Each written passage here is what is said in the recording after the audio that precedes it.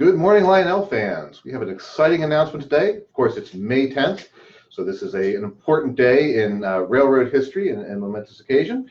And with that, I'd like to take the opportunity to introduce some of our new products to help commemorate all of this. Completion of the first transcontinental railroad 150 years ago today is just an amazing American story. In fact, I think in many ways it is the American story. When you look at this as a microcosm of our history, it has all of the important aspects of it. It has the romance and mystique of the West and our manifest destiny and westward expansion.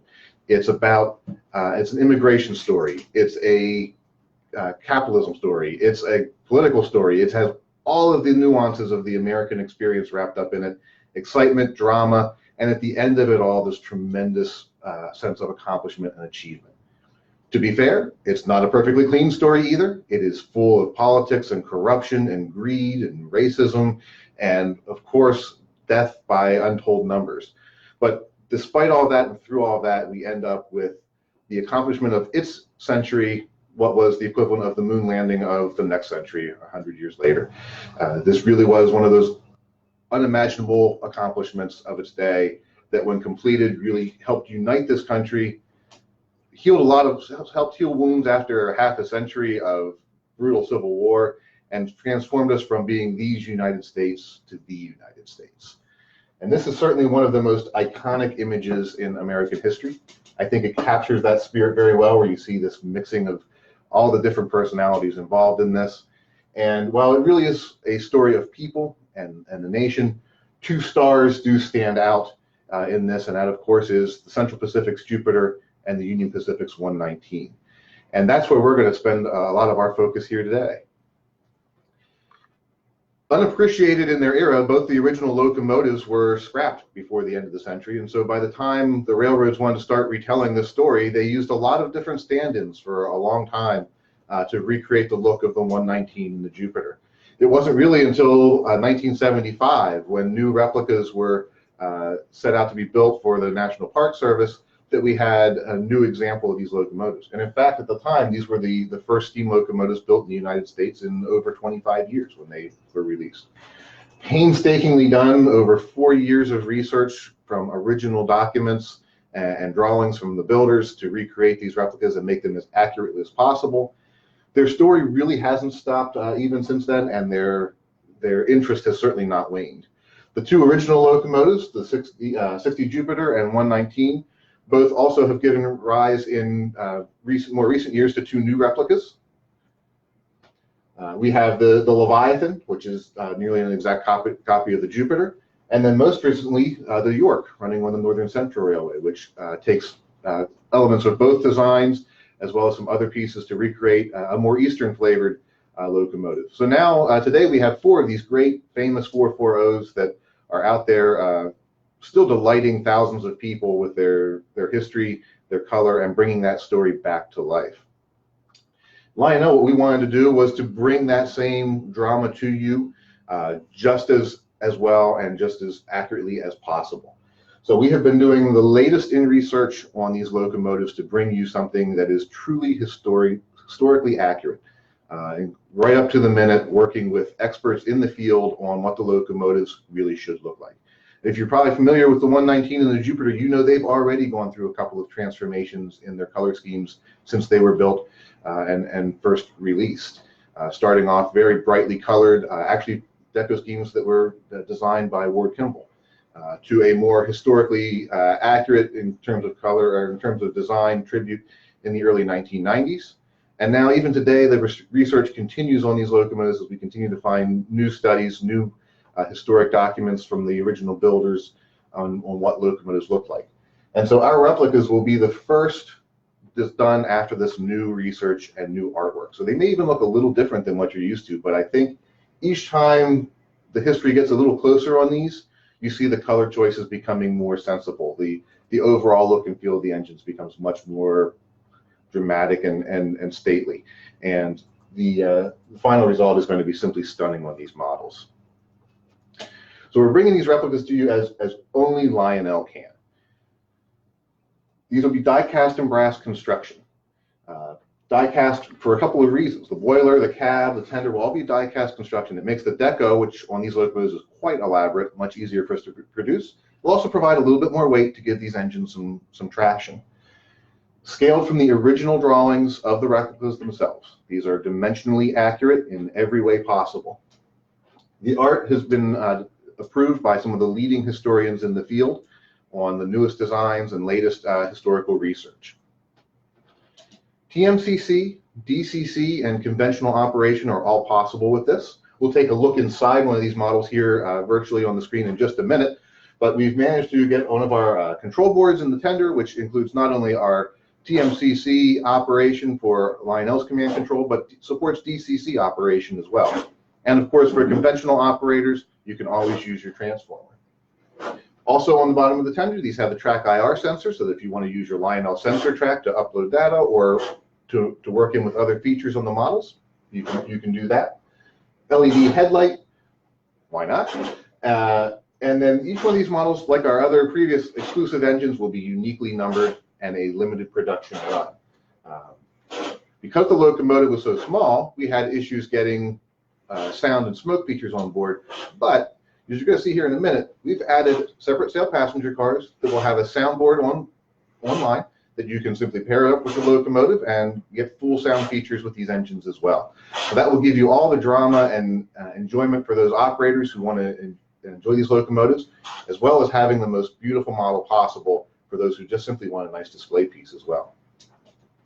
Let's take a minute and look inside these locomotives for a second. I'm going to have Dave's here helping me behind the screens today. He's pulling up our actual files. And you can really from here get a good sense of the detail and level in this. This is the Jupiter, of course. Dave, if you wouldn't mind, could you rotate us up a little bit so we can take a look at some of the intricate detail on the underside of the engine? As you'll see in here, we have complete working valve gear.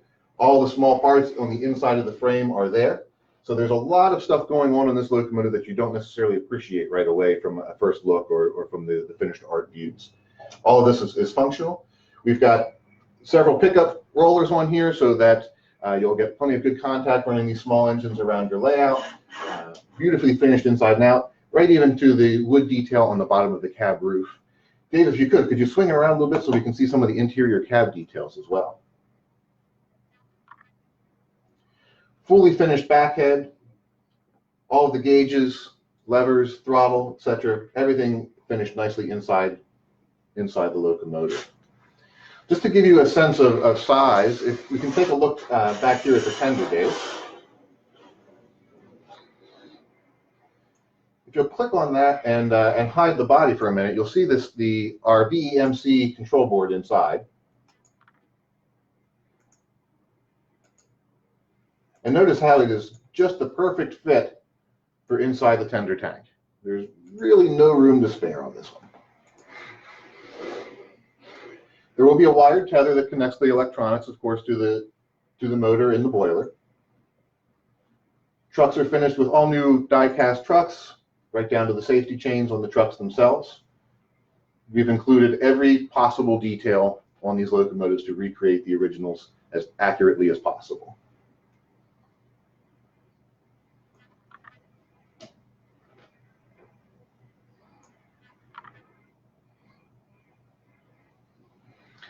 You want to take a look at 119 while we're at it?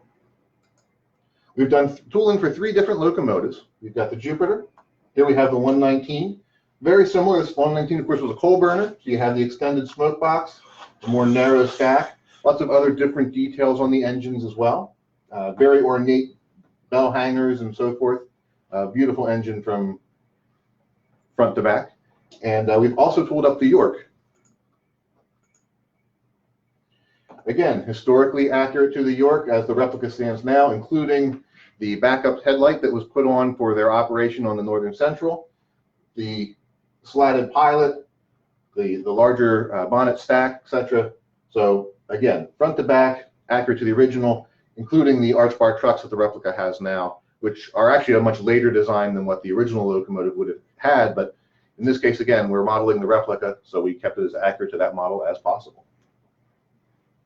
One other thing I'd like to show you, if we go back to the slides again, is just to give you a sense of comparison in size. A lot of people are familiar with the Lionel General, a classic piece of Lionel history for decades now, and a nice size traditional model. This is the size of a Lionel General. This is the scale Jupiter next to her. So as you can see, this is really a much smaller, much more finely detailed, high quality scale model. This is not just a General in Jupiter's clothing. So let's talk a little bit about some of the different paint schemes and products that we'll be offering. First up, of course, we have the Jupiter. This will be offered in its new updated historic colors. Features a much darker blue, more rich reds and wine colors, lots of great detail on this. This engine will also be available unpainted as a pilot model.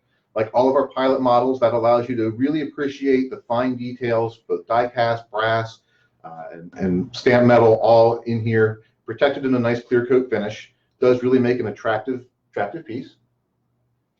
And we have the 119 done the same way.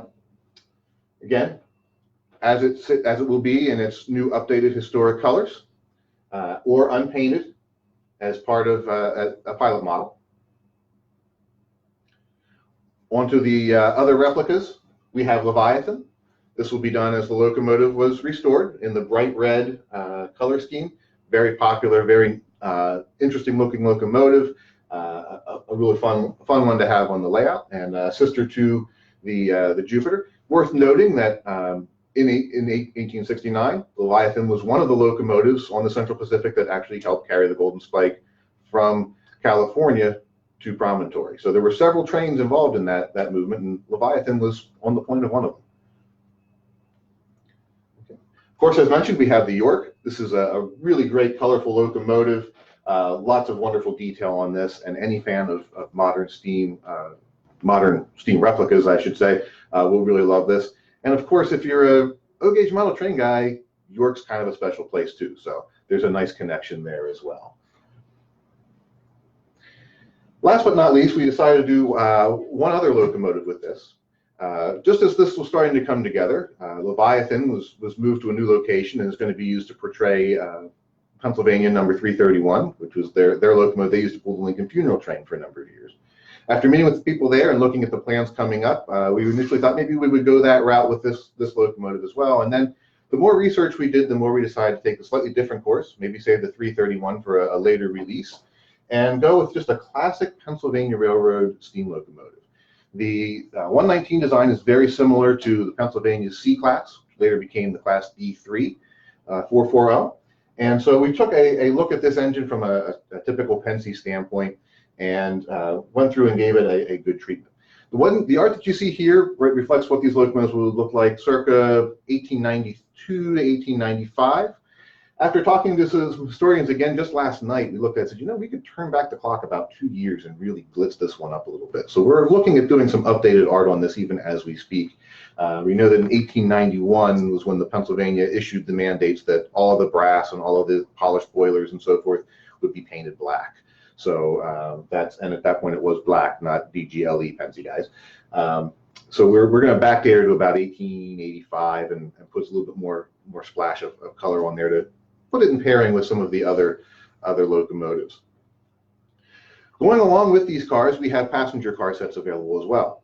And again, one of the great things about these is 4 of these sets will include our rail sounds board, so that when you put them on with the train, you can get the sounds of the steam chuffing, the whistle, the bell, and crew talk dialogue from the locomotive, from the train, since there was no room to put the speaker and the soundboard in the engine itself.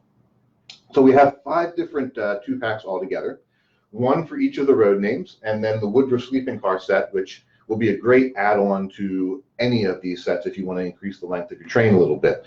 And that 2-car set, because we picture it as an add-on, won't have sound. So both of those cars will be complete with a full interior, including painted figures. In the sound cars, one car will have the soundboard and electronics inside. The other will have a complete interior, again, with painted figures inside the car. These coaches are all based on a Pennsylvania Railroad Class PA design, which was starting to be built late 1860s, early 1870s. and in service on the Pennsylvania, but also a design very similar and copied by other railroads as well throughout this period. So they are period appropriate. Again, working with historians to get accurate mid to late 19th century color schemes for these passenger cars. Some may look a little striking, some may look a little different than what you may be used to from seeing from the 1930s and 1940s renditions at World's Fairs and so forth of what the research or the guesstimates, best guesses were at that point on what trains of this period would look like. Let's take a look at some of the different sets and road names. Of course, for the big two here, we have a set for the Central Pacific and the Union Pacific. Our Central Pacific set features two very different cars. One, the Silver Palace car, which would have been the type used by first-class travelers over the line. Second, an immigrant car, which represents the story of many who are coming into this country, either to build the railroad itself or even after its construction to help settle the new lands. And the accommodations were a little more basic than you would find in the Silver Palace car, but still an interesting car and an important part of the story and one of the things that we wanted to tell.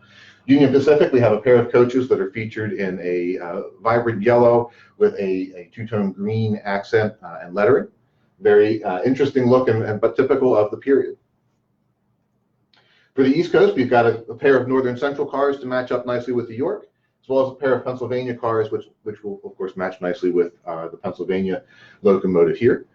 Some of these locomotives could also be used, by the way, if you have the older Lionel Lincoln funeral train. The Pennsylvania coaches would be a great add-on to incorporate with that as well and extend that consist a little bit. Last but not least, we have the Woodruff Sleeping Car set. This is one of my personal favorites just from the level of decoration and the degree of finish on these cars. The Woodruff Sleeping Car Company was an early competitor to the Pullman Company, much better known, but same idea.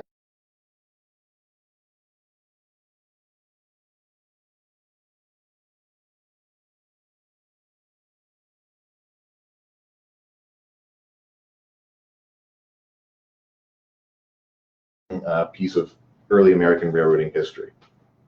All of these locomotives and cars that we've just looked at, I should mention, are available through lionelstore.com. You can begin pre-ordering today. These that we've seen so far are also all going to be available through your Lionel dealer. You'll be able to reach out to them and contact them for information if you would prefer to order from your dealer directly. We've made all of these products available through them as well this time around. Last but not least, we have an exclusive offer through lionelstore.com.